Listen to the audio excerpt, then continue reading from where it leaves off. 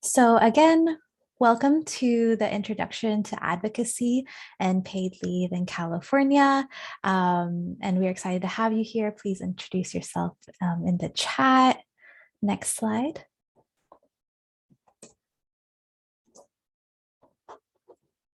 My name is Charlotte Flanders. My pronouns are she, her. I'm the Education and Training Manager here at the California Work and Family Coalition, and I will pass it to Jenya. Good morning, everybody. Welcome. My name is Jenya Cassidy, and I'm the director of the California Work and Family Coalition. Really happy to see everybody here this morning, and I'll pass it to Katie. Hi, everyone. Great to see you. My name is Katie. My pronouns are she, her. I'm the political organizing director at the coalition, and I will pass to Angelica. Hi, everyone. I'm Angelica Andrade. My pronouns are she, her, ella, and I am the administrative assistant and Spanish training coordinator here at the coalition, and I will pass it to Jared. Hello, my name is Jared Caceres. My pronouns are he, him. I'm the communications manager at the coalition, and I will pass it back to Charlotte. Great. Next slide, please. So we are the California Work and Family Coalition. We are a statewide alliance of organizations united in the belief that all people should have time to take care of themselves and each other. We do this through organizing, advocacy, and education. And we're fighting for a world that all workers and families can take care of themselves and their loved ones. Next slide. This is our wonderful list of our amazing members from across the state, and you can also see this membership on our website linked here. Next. So for our presentation today, we are planning to start with an introduction on how laws are made and the history of paid leave, what we've won so far as our current laws as far as eligibility and what we're advocating for. We do want to note that, we are going to cover a lot today. So this is definitely an overview. You do not have to memorize or learn everything that we're covering. We will be sharing these slides with everyone so you have access to them. But, this is an overview, and then we hope you can join us for our next training as well, as when we are going to apply a lot of the things we learned on how to advocate for the laws and the changes that we're advocating for during our second training. So again, just going through a lot of information. Please don't feel pressured to learn everything. We're here to explain it and share the resources so you can access them again later. Next slide. With that, I will pass it to my colleague Katie to get us started. Thanks, Charlotte. So I'm going to start us off with a really sort of basic introduction to how laws are made, and specifically how laws are made in California. So I'm not an attorney, so this is very much a non-attorney perspective on what a law is, but I think fundamentally what a law is it's a rule put into place by a government. Laws can put a rule into place with consequences for individuals, organizations, or businesses who don't follow it. Laws can also do other things like starting a government program, like paid family and medical leave. And laws can either create something entirely new, or they can change or improve an existing law or program. So who decides what our laws are? We live in a democracy, so we elect people to represent us, and they get to make decisions about what our laws should be. We have elected officials who make laws that govern the city or town where we live or work, the county where we live or work, the state of California, and the United States. And I think most of us kind of learn more in school and just generally about our national government, and less so about state and local governments, where really important decisions that impact our lives are also made. Next. So before a law is passed, it's called a bill. A bill is basically a proposal or an idea for a new law, and our elected leaders get to decide whether or not that bill will be passed and if it will become a new law.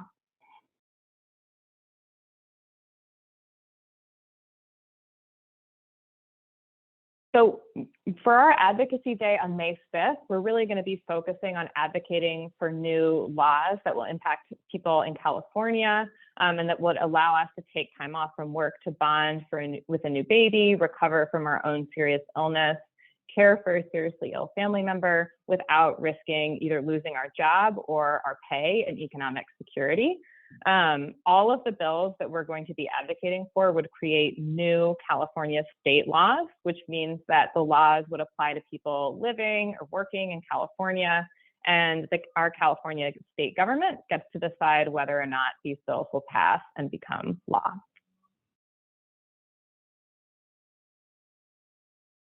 So what is our California state government? We have the California State Assembly, which is made up of 80 state assembly members. We have the California State Senate, which is made up of 40 state senators, and then we have the governor. So all of us are represented by one state assembly member, one state senator, and also by the governor.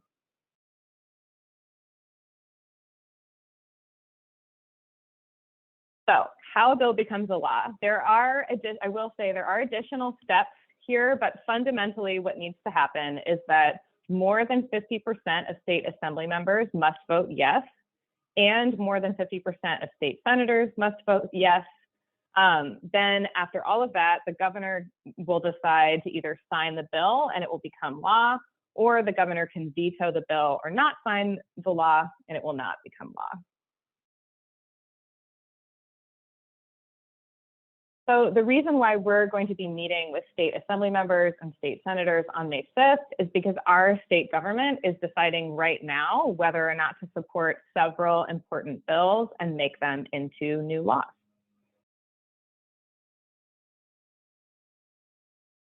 So before we go any further, I just wanted to give a little bit of background on some key terms that we're going to be using in this training and in our next training. So when a bill gets introduced, it gets a number to help all of us keep track. When a bill is introduced by an assembly member, it's called AB, which stands for Assembly Bill, and then the bill number. So AB 1041 Wicks means Assembly Bill 1041, introduced by Assembly Member Wicks. When a bill is introduced by a senator, it's called SB, which stands for Senate Bill, and then the bill number. So for instance, SB 951 Durazo means Senate Bill 951, introduced by Senator Durazo. And legislators can also advocate for change through a slightly different process as part of the California state budget by making what's called a budget ask.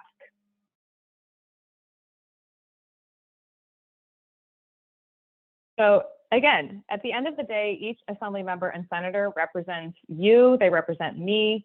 We all have an opportunity to vote for our assembly members, senators, and the governor during elections. And we each are represented by a state assembly member and state senator. So I think most of you, when you registered for the Advocacy Day, did fill out that information. But if you're not sure who your elected officials are, there's a hyperlink on this slide that we'll be sharing after the training.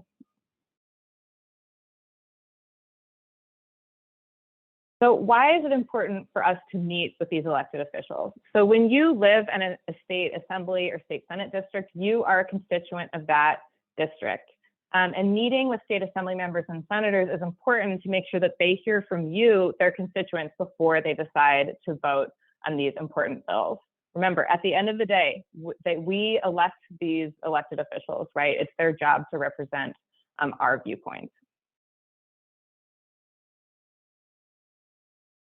So what's the most important thing to tell them? Why the bills we're advocating for are important to you and the community that you live or work in. Why it was important enough for you to take time out of your life to join this conversation, right, and share why these bills are important to you. Legislators have to balance a lot of different interests and perspectives when they make decisions, and we want to make sure that your perspective is one of the perspectives that they hear. So with that, I'm going to pass the presentation to my colleague Jenya, who's going to walk us through a little bit of the history of paid leave in the US and also in California. Yeah, thank you, Katie. So I'm just going to talk a little bit about where we came from around paid leave. So this is just a brief history of paid family leave in California and the US. Next slide, Jared. Oh, Jared, okay. So just the history of, I don't know, a lot of people may or may not be aware of this, but the US is really the only, well, one of two of countries and the only so-called developed nation in the world that doesn't have national paid leave or medical leave program for its citizens. So we in California literally passed the first law of this type back in 2002, and we'll go over that in a second. Next slide.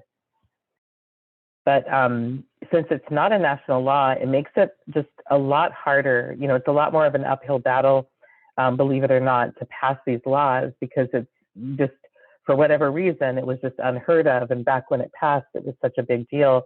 A lot of businesses went crazy just thinking that everybody was going to take paid leave all of a sudden. It was national news, and it really sparked a national movement around the country that other states could do this, and maybe someday we will have a national law.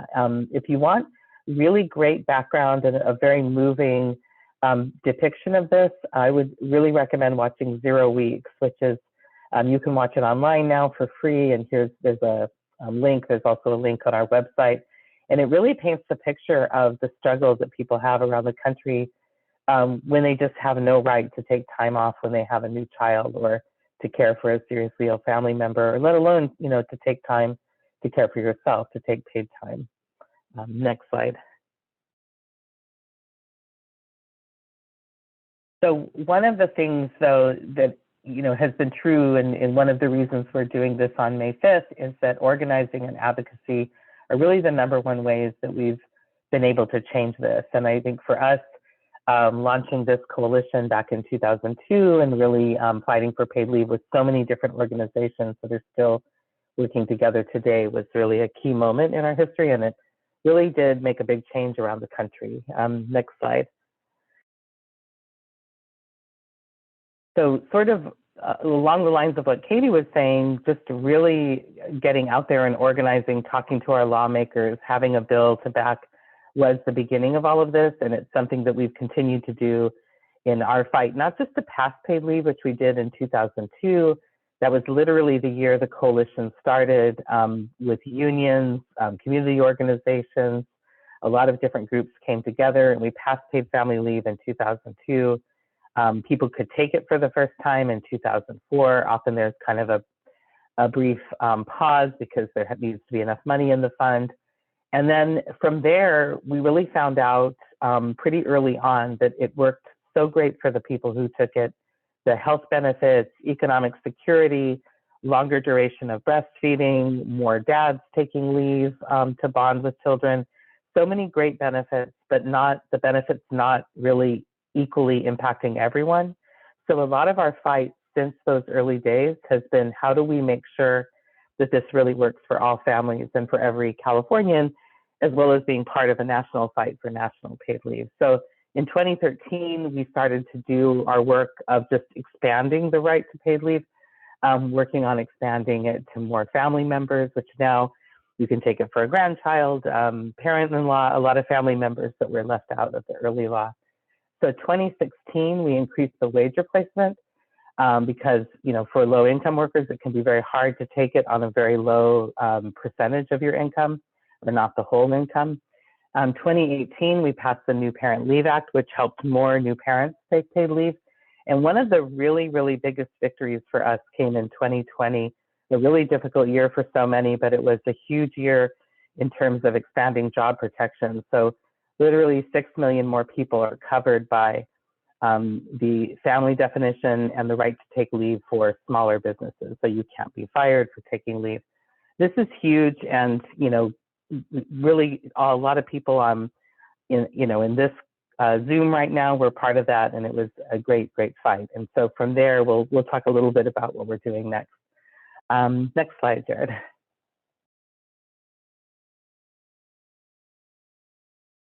So some of the other things that we fought for, including paid leave, are protections for pregnant workers. California has some of the best, I think, laws that protect pregnant workers, pregnancy disability leave. And we've worked really to expand that, to do education around it, and just further protections for pregnant workers. We've also worked a lot with our members in breastfeeding, on breastfeeding, chest feeding, and lactating people, accommodations in the workplace, and also looking at paid leave as part of what supports breastfeeding workers. And something we'll talk about in a little bit also is paid sick days. It's another big coalition issue. Next slide. So this is a resource that you can find this on our website, and it's Lactation Rights in California. We do have some of the best, I think probably the most groundbreaking best lactation rights in the workplace.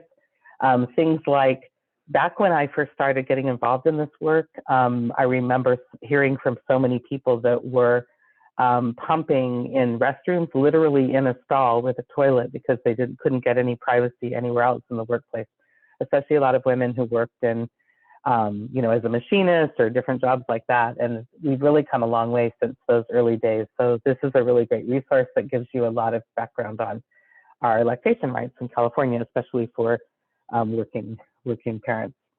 Next slide.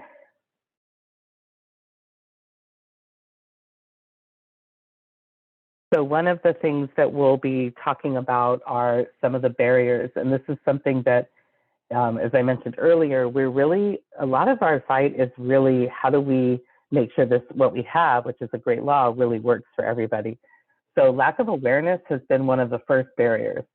Really, there's just hasn't been a lot of great information. The very first year we passed paid leave, there was a information campaign, but there really hasn't been the kind of funding that there needs to be to raise awareness.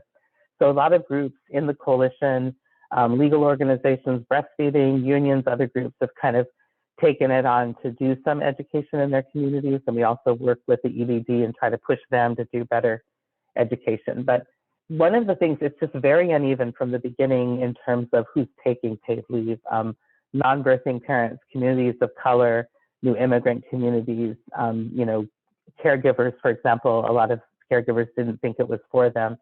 So this is something that we need to get over and really expand, awareness so everybody can take it.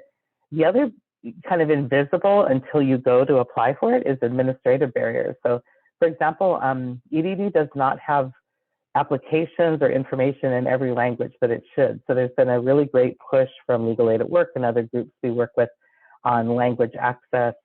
The application process itself can be very difficult, and just access in general, just people being able to either get online or fill out a paper application.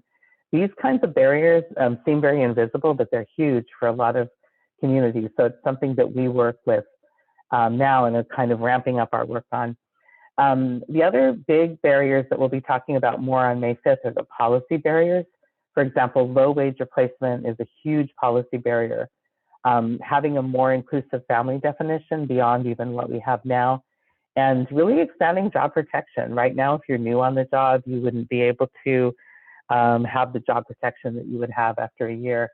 So we'll talk in a minute or in a couple minutes about what are the specific policy things we're working on, but we do have this vision of a really inclusive paid leave, and we have to remove these barriers through the legislative process to get there. Next slide. So most of the laws that we're talking about on May 5th do address the policy barrier, but one is going to help us address other barriers. Next slide.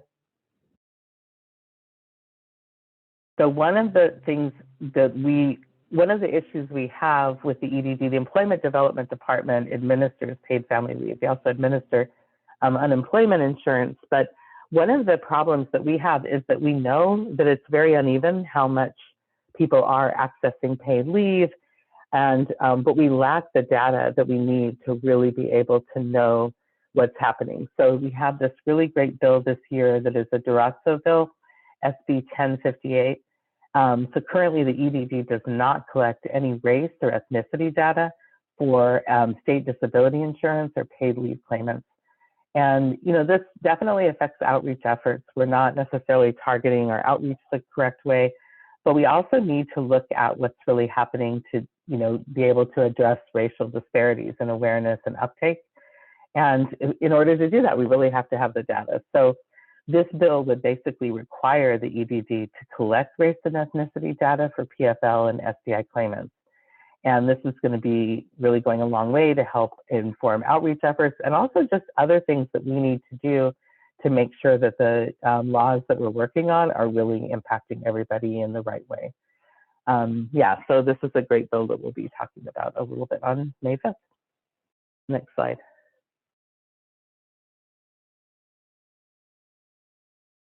So I think this is, I'm passing it back to Katie. No, it's me, but Oh, sorry. No, to Angelica. You're fine. That's what I meant to say. So now that we've talked about the history, we're going to cover what we currently have for paid family leave and medical leave laws and the impact that these bills have on our laws. So next slide, please. So to start off, paid family leave and disability insurance are both like two halves of a whole. They are both wage replacement programs that are funded by the California State Disability Insurance Fund, which is funded through employee contributions, so your money. And in California, we have pay for when you can't work if you are pregnant, disabled, caring for a family member, or bonding with the new child. Next slide. So in this slide, you can see that disability insurance and paid family leave are broken down into its own categories. So disability insurance would be taken for your own serious illness or for pregnancy-related conditions. For paid family leave, it would be to bond with the new child, care for an ill family member, or prepare for a military exigency. Next slide. Now, what are the eligibility requirements for both of these programs? So for both paid family leave and state disability insurance, you need to be paying into the state disability insurance fund, and you must have earned at least 300 from which SDI deductions were withheld during that base period. And for paid family specifically, you need to have a new child or need to care for a seriously ill family member. For state disability insurance, you must be unable to do a regular or customary work due to your own serious illness or disability, which does include pregnancy. And you must be in the labor market and must have suffered wage loss. And so how do I know if I'm contributing to SDI? So you can see your pay stub and check if you are paying into the fund. So you can see in this picture that this individual is paying into the California State Disability Fund. Next slide, please. So now the qualifying reasons for paid family leave. So a paid family leave provides partial pay for the following qualifying reasons. So for parents, it is to bond and care for a newborn, adopted or foster child, and the leave must be taken within the first year after birth or placement. And for caregivers, it is to care for a seriously ill family member. The family member must be a child, spouse, domestic partner, parent, grandparent, grandchild, parent-in-law, or a sibling of the person who requests leave. Next slide, please.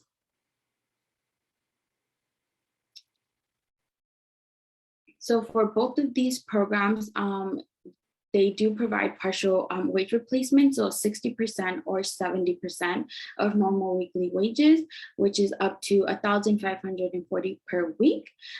For paid family leave, you can take up to 8 weeks. And for state disability insurance, you can take up to 52 weeks. And this leave can be taken all at once or in parts, so hourly, daily, or weekly. And to access both of these programs, you would apply through the EDD website within 41 days or later with the good cost. Next slide, please.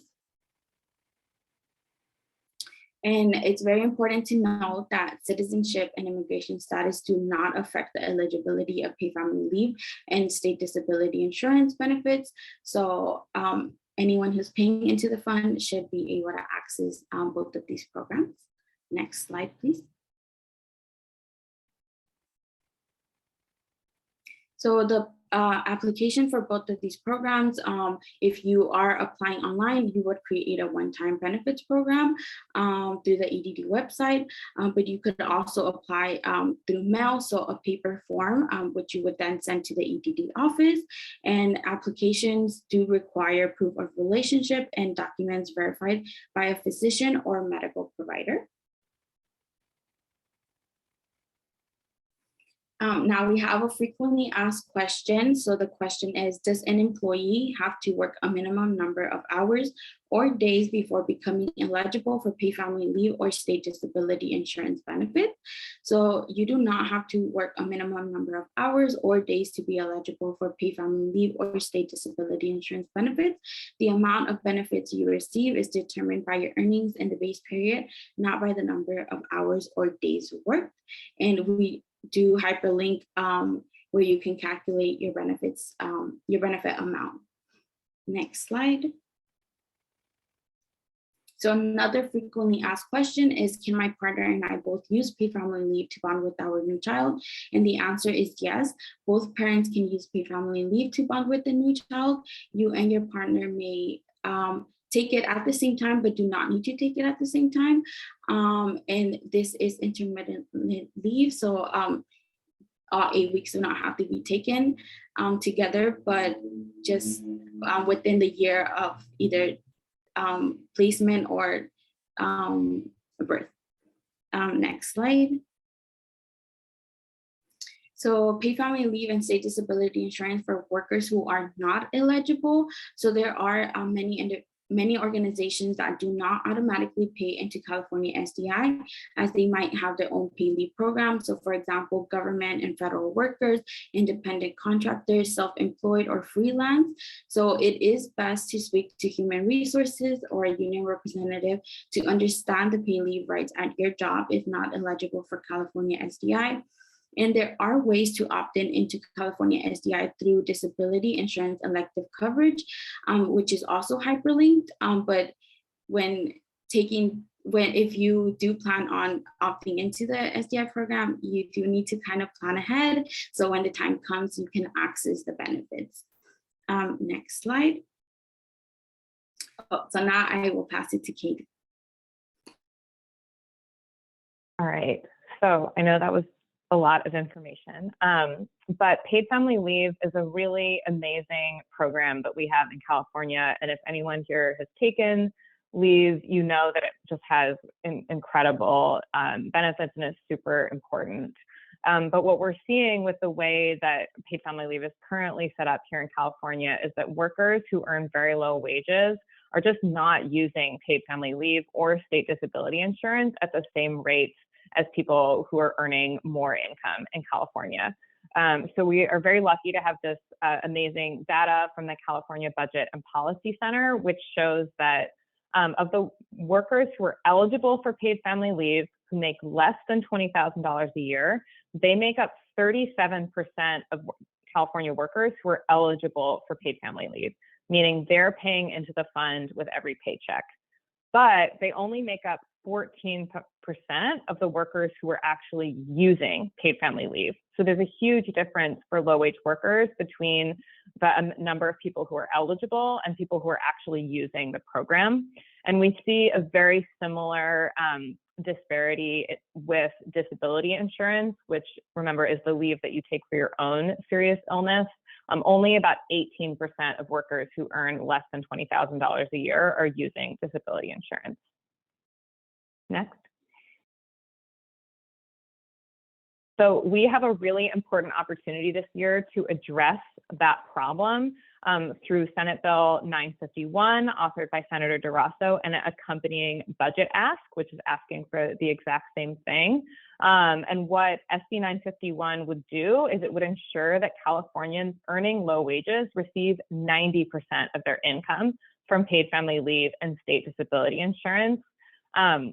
So it'd be for all 8 weeks of paid family leave and the first 16 weeks of state disability insurance. And this, we know, would make an enormous difference for low-wage workers, because 60% wage replacement rates, it's just not enough, especially for folks who are already struggling to make ends meet on 100% of their pay. And we hear from people frequently when we do community trainings, when they hear that wage replacement rates are 60%, some people have told us, you know what, that's not going to work for me. I can't even apply. We've also heard from people who had to use up all of their sick or vacation time to make up the difference. This is a really important time when everyone should be able to take that time to recover from illness, care for a family member, or bond with a new baby. And we want everyone to be able to do it. So we're excited to have this opportunity this year. Next slide. So with all of that said, it is important to note that paid family leave is a wage replacement program only. So it doesn't require your employer to give you your job back when you return from leave. So now I'm going to pass it to my colleague, Charlotte, who's going to walk us through our job protection law. Thanks, Katie. Next slide, please. So what is job protection? Your employer is only required to protect your job if you're covered by separate state or federal laws, like Katie mentioned. So if you qualify for job protection, your employer must guarantee you your job or a comparable job when you return from leave and maintain your benefits during leave. If your employer refuses your request for leave or retaliates against you for using or attempting to use leave, that is prohibited. Next slide. So there are a few job protection laws at the federal level. So there is Family Medical Leave Act, FMLA. This applies to all of the United States. But here in California, we have our own laws as well. We have the California Family Rights Act, also known as CFRA, or Pregnancy Disability Leave, known as PDL, and that applies to all California residents. Next slide. But for this webinar today, we will focus on CFRA, so the Family Rights Act, and PDL, Pregnancy Disability Leave, because they are stronger than FMLA. And we'll go over how they are stronger, but they do cover and protect more California workers. Next slide. So qualifying reasons under the California Rights Act, CFRA. So you would take CFRA if you're taking time off to 1, care for your own serious health condition, 2, bond with a newborn or recently adopted or foster child, 3, care for a seriously ill family member, and family member is defined by the law as children, spouses, domestic partners, parents, grandparents, grandchildren, parent-in-law, and siblings. And finally, or for specific situations related to military deployment of your child, parent, or spouse. Next slide. And one frequently asked question that we get a lot, like what is considered a serious health condition? We've heard this in under paid family leave, now in CFRA, and this is also under the Family Medical Leave Act. So what is considered a serious health condition? Most commonly, a serious health condition covered by the laws above, and benefits include these types of conditions. 1, requiring an overnight stay in a hospital or other medical care facility. 2, that you or a family member are incapacitated. So that means you're unable to do work or attend school for more than 3 days and requiring ongoing treatment, including doctor's visits or prescription medication. And then finally, chronic conditions that cause periodic incapacitation, such as migraines and asthma. Next slide. And one thing we'd like to highlight is another bill that we are working with. This is under WICS AB 1041. This is called Chosen Family. So right now you can only take caregiving leave for specific lists of family members. And we've seen this list of family members in paid family leave and also here in CFRA. So children, spouse, domestic partners, parents, grandparents, grandchildren, parent-in-laws, and siblings. But this is a narrow definition that disproportionately leaves out caregivers of the LGBTQ plus community, immigrant communities, older people, and people living in multi-generational households who are more likely to rely on people outside the current narrow definition of family members. So what the bill is trying to do is that it would ensure Californians can use caregiving leave to care for a designated person who would be a member of their chosen and or extended family. I know this resonates with me quite a bit as I come from an immigrant family. It was just me and my mom who moved here. So if this were to be passed, like a lot of our neighbors were our chosen family, and those would be our designated person. So this is WIX 1041, AB 1041. Next slide. So a few more things regarding CIFRA and FMLA. So eligibility requirements. So to have job protection, there are a few eligibility requirements. One is 1 year on the job.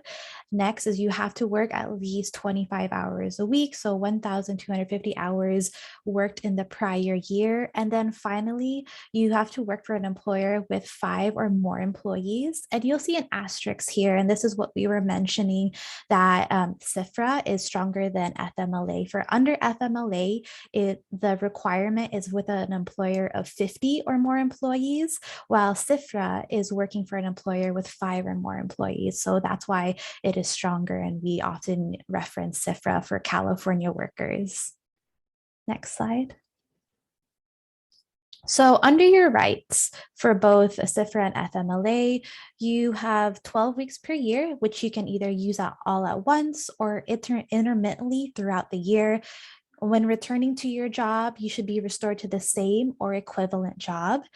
During your time of leave, you should have a continuation of health benefits, and you are protected from any discrimination or retaliation that you would experience from an employer. Next slide. The other job protection law that we reference is pregnancy disability leave. So eligibility for PDL is that, well, one, you get up to 4 months of unpaid job protected leave while disabled by pregnancy, childbirth, or a related condition. And the eligibility requirement is that a worker works for an employer with 5 or more employees, regardless of length of employment. Next slide. So while you're on PDL, this can be used for prenatal care. It can be used intermittently. Your health benefits should continue while you're on leave. For an uncomplicated pregnancy, PDL is typically 4 weeks prior to the estimated due date and 6 or 8 weeks after birth. If a pregnant person experiences pregnancy-related complications, prenatally or postpartum, a medical provider can provide a note to extend PDL up to 4 months. Next slide. So there are multiple ways to ensure your rights. Make sure you talk to your doctor and or medical provider to plan when you would need to take leave and the expected length of your leave. Talk to your employer as well. Talk to the ED department in case you have any questions. And finally, we do recommend to always document your communication through all of this, get everything in writing, so there's always a record of your communication. And if you don't qualify for job protection, you can still use paid family leave as long as you pay into state disability insurance. You can talk to your employer and see if your employer can hold your job while you're in leave. Unfortunately, your employer is not legally obligated to hold your job while you're on leave. Next slide. So I know we talked quite a bit about different laws here, from job protection to paid family leave, which is considered wage replacement. So I'm going to pass it to Angelica to see how all these laws work together. Thanks, Charlotte. Yeah, so how do our current laws work together? Next slide. So we have a scenario with Simone. So Simone is a first-time parent and is 30 weeks pregnant. She lives with her partner in Los Angeles and works for a company with 7 employees. Simone has worked at her job full-time for 2 years and pays into California SDI. Now we have 3 questions. So does Simone qualify for pregnancy disability leave? Does Simone qualify for paid family leave for bonding? And does Simone qualify for job protection while on bonding leave? Next slide. So the answers for the three questions are yes. So to start off, does Simone qualify for pregnancy disability leave? The answer is yes, because for pregnancy disability leave, you need to be working with an employer with 5 or more employees, and she works with 7 employees. She would also get paid during her time for pregnancy disability leave through the EDD because she's paying into California SDI. For the second question, does Simone qualify for paid family leave for bonding? The answer is yes. She's been at her job for 2 years and is paying into California SDI. She works full time, so she meets the hour requirements. So now, does Simone qualify for job protection while bonding leave? The answer is also yes, because again, she's been at her job for 2 years. So she meets that requirement. She meets the full-time requirement, which is the hours. You need to be working at least 30 hours a week. And she is a parent, so she's taking time off to bond with her baby. So yes, next slide. So now we have pregnant worker eligible for Acceptra. So we have this little picture that shares like birth and recovery. So for state disability insurance, an individual is able to take 4 weeks for pregnancy. And they are also able to take 6 or 8 weeks to recover, so prenatal and postnatal. And they are also able to move on to paid family leave, which would be 8 weeks. They do have 12 weeks of job protection to bond, but 4 of those weeks would be unpaid. And below you can see the job protection laws covering those certain sections. So for state disability insurance, pregnancy disability leave would be the job protection piece. And for paid family leave, California Family Rights Act is the job protection piece. Next slide. So now I will pass it back to Charlotte to cover paid sick and safe days. Thanks, Angelica. Next slide. So I do want to start off by differentiating paid sick leave and also paid family and medical leave. So paid sick days can be used for short-term leave. That means for like flu or medical appointments, while paid family and medical leave is used for longer-term leave like cancer treatments, giving birth, caring for a seriously ill family member, or bonding with a new baby. Next slide. So what are paid sick and safe days? All California workers working 30 or more days within the year must be given a minimum of 3 paid sick days. That's the law. Paid sick and safe days can be used for your own illness or care for a family member. This includes diagnosis, care, and treatment of an existing health condition, preventative care, such as annual checkups. These can also be used to seek care or services related to domestic violence, sexual assault, or stalking. Next slide. So more about paid sick and safe days. While you're on paid sick and safe days, you get 100% of your regular pay. This does carry job protection. The eligibility requirements is that you have to be employed for at least 90 days, work in California for 30 days, and accrued the amount of time needed for that leave. Employers cannot deny requests for paid sick days. An employer does not have to know why you're using paid sick days, but you should notify your employer as soon as you can when you know that you need to take or use your paid sick days. But with an unanticipated illness or medical emergency, it is okay to notify your employer as soon as it is practical.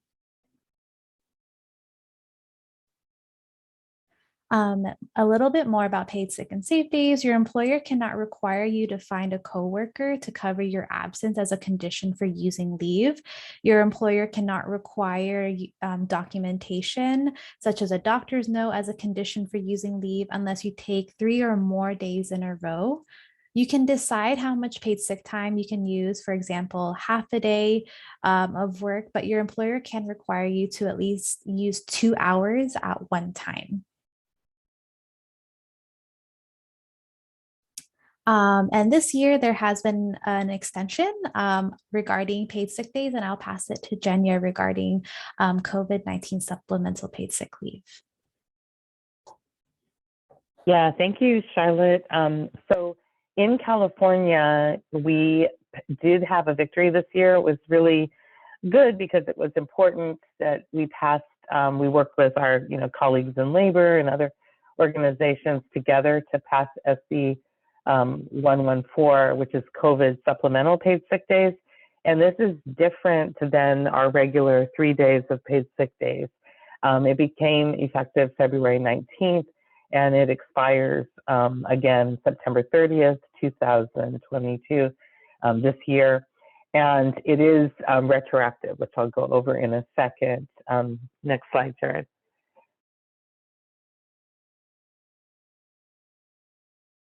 So COVID supplemental paid sick leave is basically, it covers employers with more than 25 employees, so 26 and up. And you can take up to 2 weeks of fully paid job protected sick leave for something, COVID related. And it is retroactive to January 1st, 2022, even though it started in February.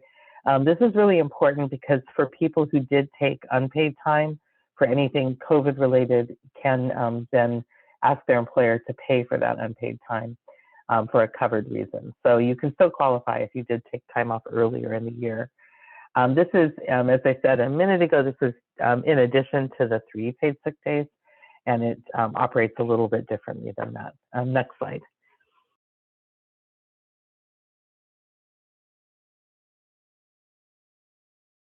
Next slide, Jared.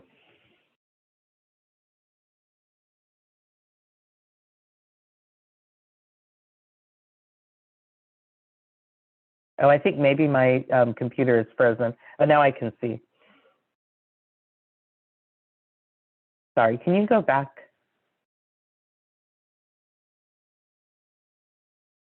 So COVID supplemental paid sick leave is 40 hours of sick leave for workers who need to care for themselves for something related to COVID or care for family. And the family members that it covers are pretty extensive, but a little bit different than paid leave. It's for child, spouse, registered domestic partner, grandparent, or grandchild, not parents-in-law. So it does not cover everybody, but it does cover caring for a lot of different family members when the family member is quarantining or self-isolating due to COVID.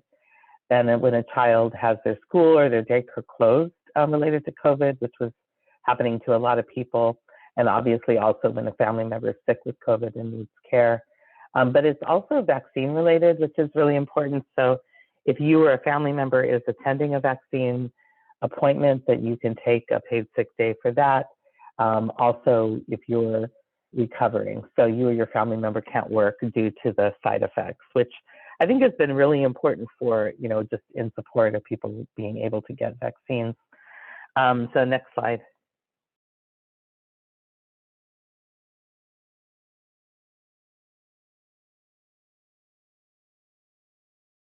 Oh, I think my computer might be frozen because I can't see the next slide.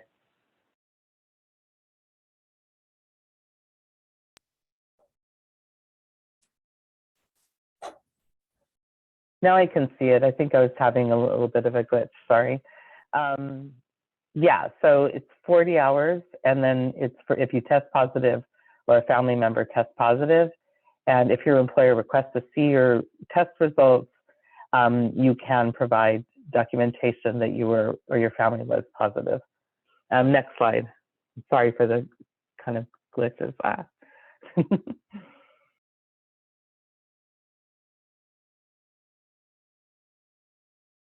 Oh, Katie, do you want to speak up because I can't see? Oh, go ahead, Yep. Katie. I'm passing it to you. Thanks. Thanks, Jenya. And we have additional resources about all of these laws that we'll be sharing at the end of the presentation as well. So there's a couple of laws that we're advocating for that really create kind of brand new protections for California workers that we'll also be talking about on May 5th. So next slide, please. So one of these is AB 1949, authored by Assemblymember Lowe, which would ensure that California workers can take up to 5 days of unpaid but job-protected bereavement leave after the death of a family member. Unfortunately, California currently does not have a bereavement leave law or any protections for workers who need time off when a family member dies. And unfortunately, this has been a very common issue that people have encountered, especially during the pandemic. So what this law would do is just ensure that California workers can take up to 5 days unpaid but job protected bereavement leave. And they would be able to use their sick or vacation hours to receive pay as well if they chose to do that. Next slide. And then the last bill that we're going to be talking about on May 5th is Assembly Bill 2182, authored by Assemblymember Wicks, which would protect California caregivers from discrimination.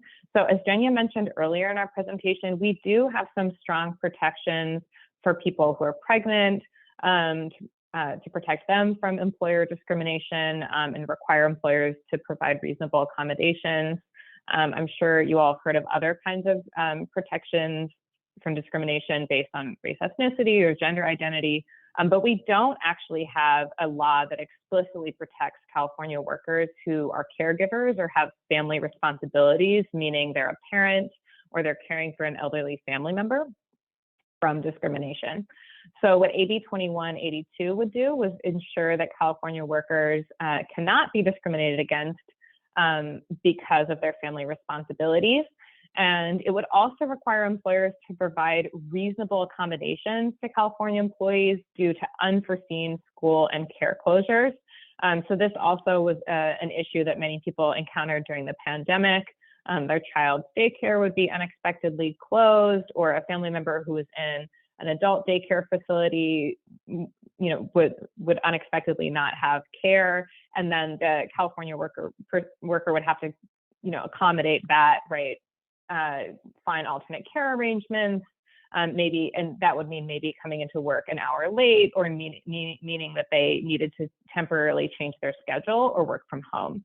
So this would just ensure that California workers have a right to those kinds of reasonable accommodations. So with that, I think that was the end of our presentation portion. Next slide, please. And I think now we're going to open it up for questions from all of you. We have plenty of time for questions and are looking forward to hearing what questions you have. So I'll pass it back to Charlotte. Thanks.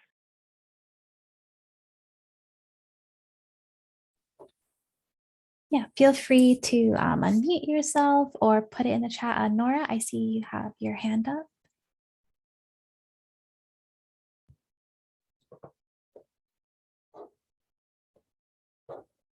You can unmute yourself, or if you feel more comfortable putting the question in the chat, that's fine as well.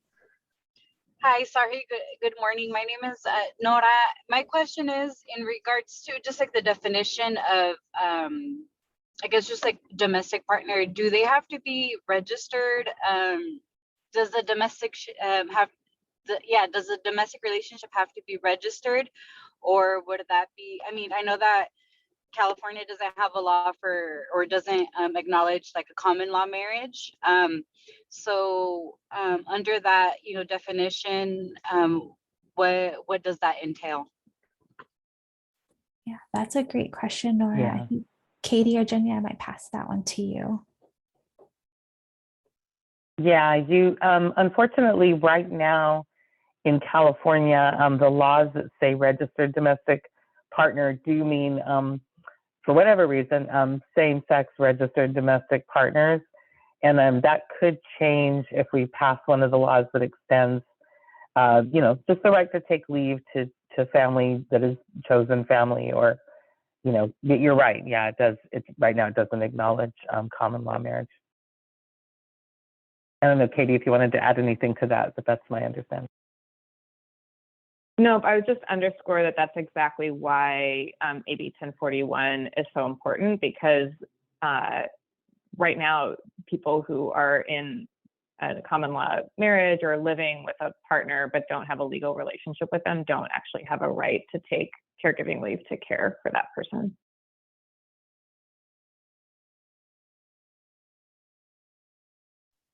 So I guess my question is the law going to expand that to include those individuals otherwise left out? Or is it solely to expand the definition of extended family members or non like blood relative relationships? Yeah, it doesn't expressly say common law marriage, for example, but you would be able to designate somebody, so that would make a big difference. So it does kind of just have this, impact of people being able to define family, themselves differently. So it would help that situation. And we do hear a lot from people that need the law to extend to, common law marriage or live-in partner, etc. Perfect. Thank you so much for the clarification. No, thank you as well for the question. I think that's a really good question as well, and speaks to why we need AB 1041. And hopefully you can also join us on Advocacy Day to advocate for that bill. I do believe, Katie, we have a question in the chat from Ruth. And her question is, do hours taken as leave or paid sick time during the previous year count as worked for minimum work requirements for job protection rights?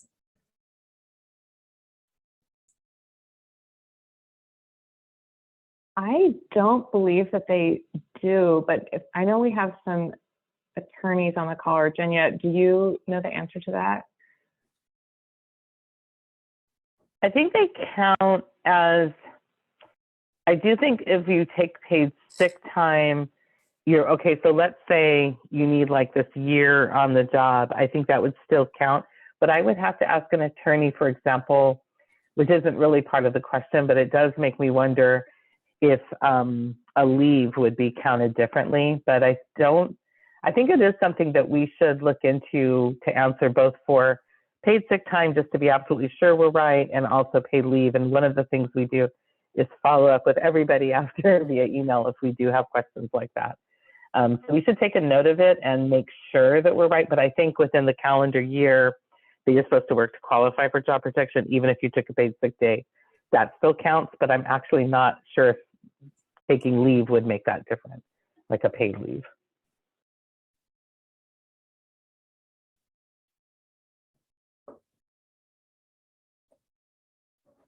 Yeah, and so we'll get back to you, Ruth, and or I know there, like Katie mentioned, there are some attorneys on the call. If y'all also want to answer in the chat, that's also fine. But yeah, we'll circle back to you and make sure we can get that question answered for you.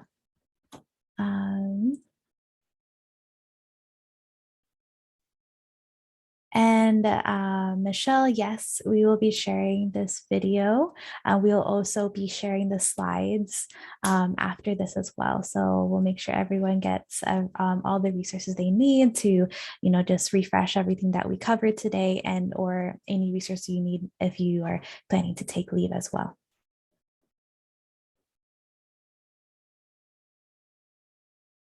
And also thank you for joining us since it's your first time participating with us.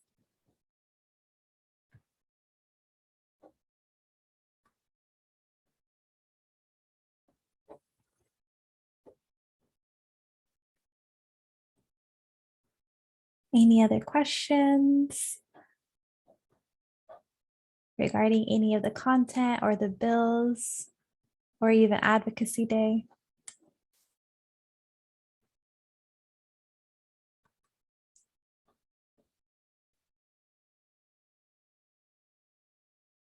So what are we learning about for training 2? So great question. So for our second training, we're going to really go into the depth of the bills that we covered today. So we're going to go into greater things of how to advocate for those bills, how to share your story, and what to expect during a legislative session so we can be prepared for Advocacy Day on May 5th. So we know when we're meeting with legislators how to share it and or use talking points that we will provide as well. So today was just a lot of background knowledge on the current laws, and then on next week, we'll just kind of learn how to apply our own stories to the bills that we have currently going, and then use all those skills on Advocacy Day. And great to see that you're excited, Nora. So all are we. And Malcolm, I see you have Stack. If you'd like to unmute yourself. Yeah, I think you, thanks for this. I think you answered part of it, but I'm just wondering what the expectation is for Advocacy Day, like what our roles are specifically. Are we trying to bring the folks who are, I mean, all of us are impacted, but there's some caregivers and consumers who are out there who are impacted in different ways. Do we want to have them be there? Like what, I'm just curious about that. I think that's what we're talking about for day 2. Yeah, absolutely. Great question, Malcolm. So everyone is welcome. I think the goal is really to kind of give people an opportunity to share why these bills are important to them. So if people have been directly impacted by this, or they're seeing these kinds of issues in the community that they live or work in, we definitely want to provide an opportunity for people to meet with their legislators and directly share with them why these are so important. I think if there's folks that you know of who are still interested in registering, they absolutely can. And the way that the day itself is going to be organized is we're going to kind of gather in the morning for a welcome and orientation, and then we'll divide up into teams. And each team will have its own schedule of meetings to meet with legislators or their staff. And we're trying to do it geographically so that people are either meeting with their own representative or with someone who's close, sort of close to where they're living or working, and then we'll come back together at the end of the day to report back. So if folks haven't registered yet, they absolutely can. They can come to the training next week, and we'll also be sharing out this recording too for additional background.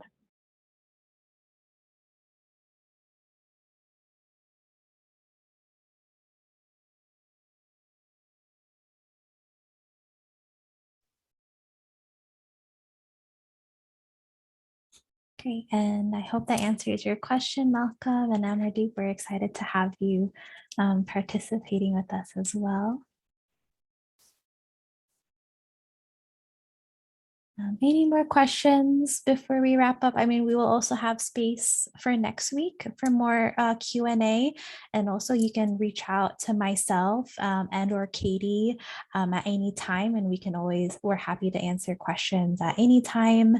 And again, we'll have another training next week. So if something sparks, please bring that question as well. I think, Jared, let's go back to the slides and then we can wrap it up. And then the coalition staff are happy to stay on for any more questions after we wrap it up.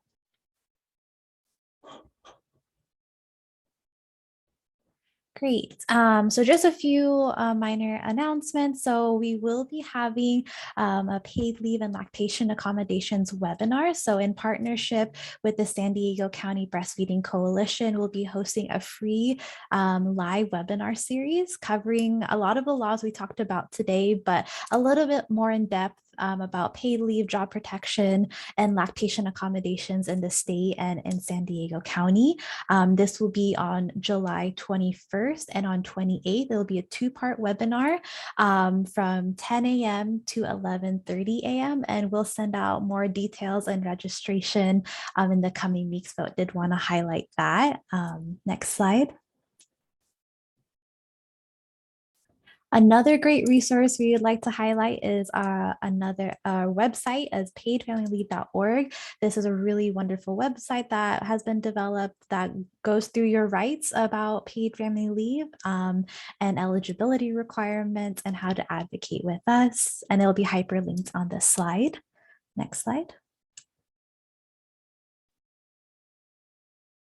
And then here are a few more resources just covering a lot of your rights from paid family leave, pregnancy and parenting on the job, and also online tutorials from the Employment Development Department. A lot of these are from the coalition and also from our wonderful members such as Legal Aid at Work. And all of these will be hyperlinked and sent to you on these slides. Next slide.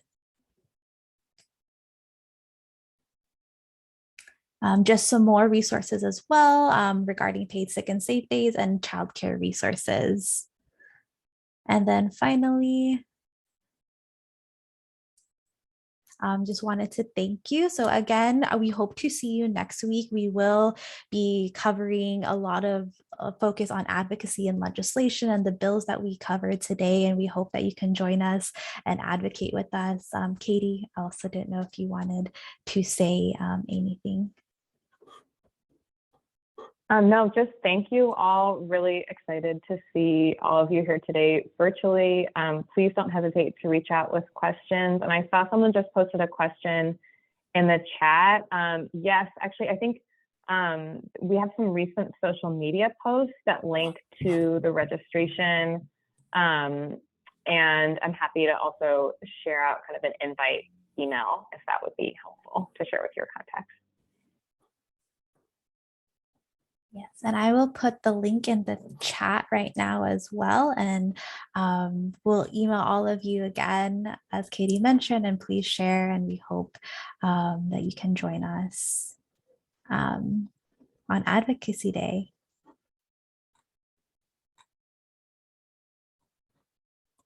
So we can stop sharing now, Jared. And if I know there was a couple more questions in the chat, we're happy to stay on to answer questions.